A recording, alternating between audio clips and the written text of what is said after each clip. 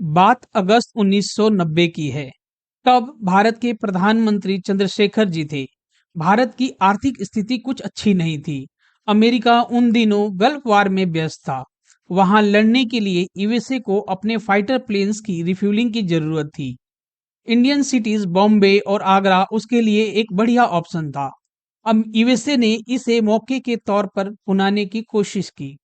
IMF institution के through USA India पर pressurise करने लगा कि भारत रिफ्यूलिंग की परमिशन दे। अंततः भारत ने परमिशन दे दी, यह जानते हुए कि भारत की 40% एनर्जी नीड इराक और कुवैत से पूरी होती थी। उन दिनों इराक भारत का एक अच्छा दोस्त था। एक ट्रेडिशनल फ्रेंड होने के नाते इराक ने भारत की कश्मीर इशू पर सपोर्ट करता था। अंत में ब्रिटेन की चिलकॉट कमेटी की रिपोर्ट ने अमेरिका की पोल पट्टी खोलकर रख दी। कमेटी ने अमेरिका द्वारा सद्दाम हुसैन पर लगाए गए आरोपों को सिरे से खारिज कर दिया। इस तरह से एक गलत कॉज के लिए अमेरिका ने मल्टीलेटरल इंस्टीट्यूशन का दुरुपयोग किया। Over the period of time चीन और भारत एक बड़े पावर के रूप में सर्ज हुआ।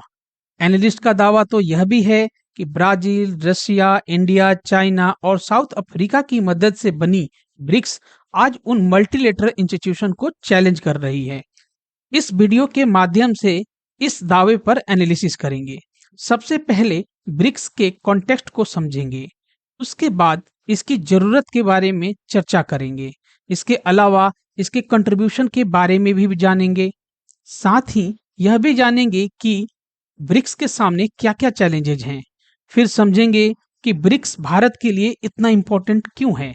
इसके साथ ही इसके एक्सपेंशन की फिजिबिलिटी पर भी बातें करेंगे। नमस्कार दोस्तों, welcome back to decoding world affairs. मैं हूं गौरव सिंह। सबसे पहले ब्रिक्स के कॉन्टेक्स्ट के बारे में जानने की कोशिश करते हैं। जिम ओ नील, एक ब्रिटिश इकोनॉमिस्ट ने इस वर्ड को 2001 में कॉइन किया था। उन दिनों ब्रिक के नाम से जाना जाता था। पहला फॉर्मल समिट 2009 में ऑर्गेनाइज हुआ था। 2011 में जब अफ्रीका ज्वाइन किया तब यह ब्रिक से ब्रिक्स हो गया। आज ब्रिक्स ग्लोबल जीडीपी का 37% हिस्सा शेयर करता है। डेमोग्राफी के नजरिए से ग्लोबल पॉपुलेशन का 43% हिस्सा शेयर करता है। वहीं ग्लोबल ट्रेड के कॉन्टेक्स्ट में 17% हिस्सा शेयर करता है। प्रेडिक्शन तो यह भी है कि 2030 तक ब्रिक्स कंट्रीज की कंबाइंड जीडीपी G7 ग्रुप की कंबाइंड जीडीपी को सरपास कर जाएगी। अब चलते हैं इसके दूसरे पिलर की तरफ। ब्रिक्स की आखिर जरूरत क्यों है? सबसे पहली बात कि multilateral institutions like world bank और आईएमएफ में लंबे समय से रिफॉर्म नहीं हो रहे हैं। इसके लिए कोर कंट्रीज कहीं ना कहीं जिम्मेदार हैं। इसके अलावा प्रेजेंट ग्लोबल आर्किटेक्चर में आर्बिट्रेरीनेस है, जिसे खत्म करने की जरूरत है। ग्लोबल फाइनेंशियल क्राइसिस 2008 के लिए कोर कंट्रीज ही जिम्मेदार थी। इस इवेंट ने 2009 में ब्रिक्स के लिए मोमेंटम बनाया। इसके साथ ही वेस्टर्न पावर डिक्लाइन हो रही है।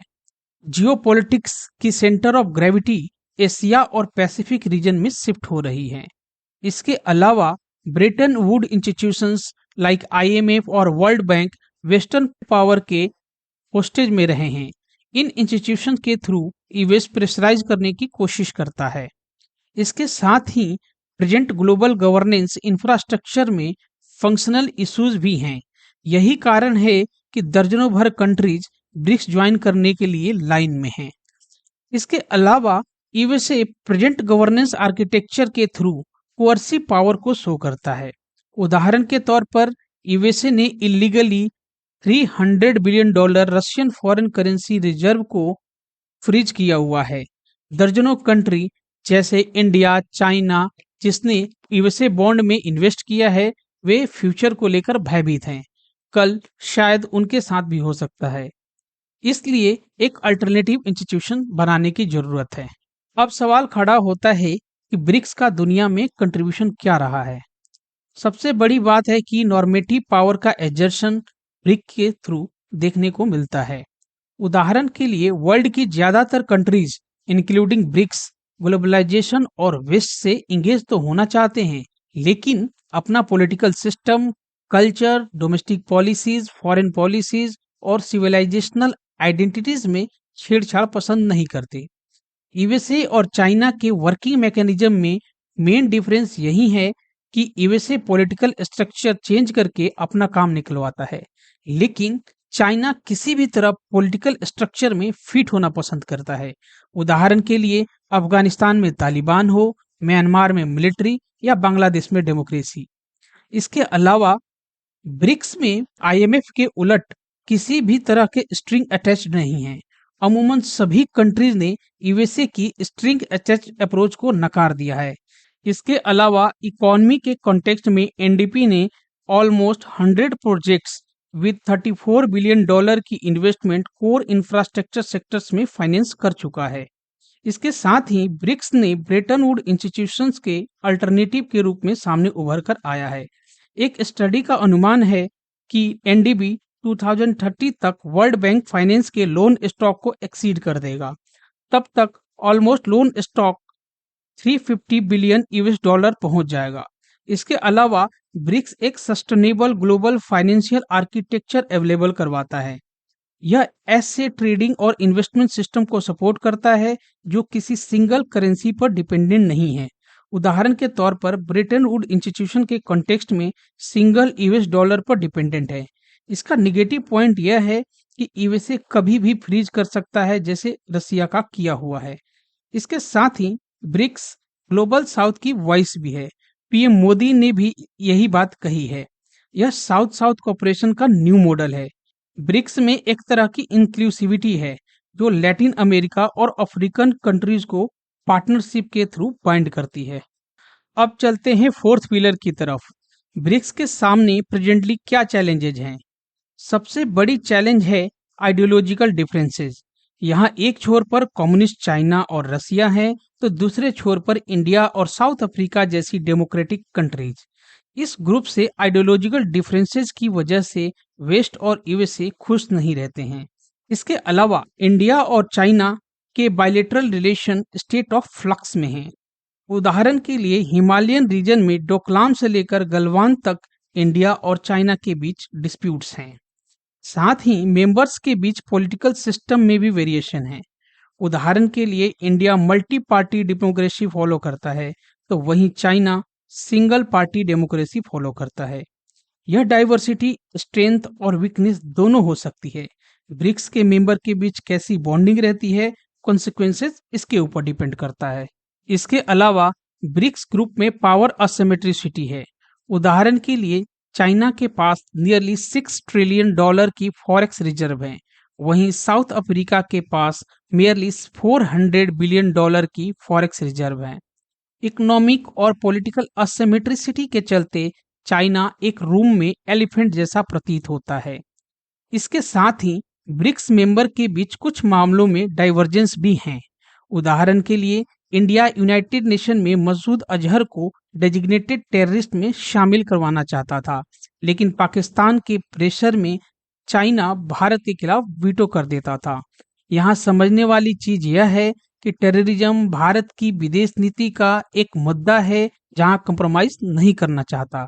यहाँ ब्रिक्स मेंबर्स के राय बंटते दिखते हैं। इसके अलावा क्वाड और इंडो पैसिफिक की तरफ इंडिया के इंटरेस्ट से चाइना और रूस दोनों नाखुश हैं। रूस ने रायसीना डायलॉग में क्वाड और इंडो पैसिफिक को यह कहते हुए क्रिटिसाइज किया था कि यह रेशियल डिस्क्रिमिनेशन है, वहीं चाइना क्वाड को एशियन नाटो कहकर क्रिटिसाइज करता है। इसके अलावा फिफ्थ पिलर में यह समझने की कोशिश करते हैं कि भारत को ब्रिक्स से क्या मिलेगा। सबसे पहली और बड़ी बात कि इंडिया और चाइना दो होस्टाइल कंट्रीज एक साथ मंच साझा करेंगे। यह शायद इंडिया चाइना की टेंशन को नॉर्मलाइज करेगा। दूसरी बात, ब्रिक्स इंडिया की स्ट्रेटेजिक ऑटोनॉमी को एजर्ट करने का मौका देता है। उदाहरण के लिए इंडिया टेररिज्म के खिलाफ चाइना पर प्रेशराइज कर सकता है ताकि पाकिस्तान से डिस्टेंस बनाए। थर्ड, ब्रिक्स एक ऐसा बार्गेनिंग टूल इंडिया को देता है जिससे ईस्ट और वेस्ट को बैलेंस किया जा सके। इसलिए एस जयशंकर भारत को साउथ वेस्टर्न पावर कहलाना पसंद करते हैं, जिसमें कुछ एलिमेंट साउथ का है और कुछ एलिमेंट वेस्ट का। साथ ही भारत की एम्बिशियस मिशन ई मोबिलिटी की तरफ रहा है। लगभग सभी ब्रिक्स कंट्री वेनेडियम रिजर्व्स की दृष्टि से टॉप 10 में लीड कर रहे हैं। यह भारत के लिए अच्छी अपॉर्चुनिटी है। अब चलते हैं लास्ट पिलर की तरफ। जोहान्सबर्ग में 2023 में ब्रिक्स समिट हुआ है। इसमें ब्रिक्स एक्सपेंशन पर जोर दिया गया। अर्जेंटीना, इजिप्ट, इथियोपिया, ईरान और सऊदी यूएई को शामिल करने की बात हुई है। यह कई मामलों में इम्पोर्टेंट है। फर्स्ट, यह वेस्ट एशिया को रिकॉन्साइल करने का प्रयास कर रहा है, जहां सऊदी और ईरान एक प्लैंक पर होंगे। इसके अलावा इसमें एक इंक्लूसिविटी भी है, जैसे लैटिन अमेरिका, मिडिल ईस्ट और अफ्रीका का रिप्रेजेंटेशन इस ग्रुप में है। यही रिप्रेजेंटेशन यूएनएससी में मिसिंग है। जोहान्सबर्ग का 7th पैरा इस बात को आर्टिकुलेट करता है कि ब्रिक्स कंट्री के लिए यूएनएससी में मेंबरशिप की बात की जाएगी। इसके अलावा 44th पैराग्राफ लोकल करेंसी में ट्रेड करने के लिए प्रॉमिस करता है, जो कि मेंबर कंट्रीज के लिए एक अच्छी बात है।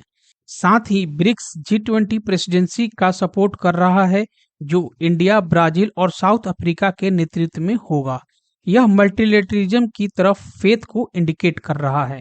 इस पूरे डिस्कशन में हम लोगों ने इन 5 पिलर्स के बारे में डिस्कस किए। फर्स्ट, ब्रिक्स के कॉन्टेक्स्ट के बारे में समझा। सेकेंड, ब्रिक्स के नीड्स के बारे में समझा। इसके अलावा थर्ड, ब्रिक्स के कंट्रीब्यूशन के बारे में जाना। फोर्थ, ब्रिक्स के समक्ष क्या क्या चैलेंजेज हैं, इसके बारे में समझा। Fifth, why BRICS is important for India. I hope ये वीडियो आप सभी को पसंद आई होगी। Thank you so much for watching this video.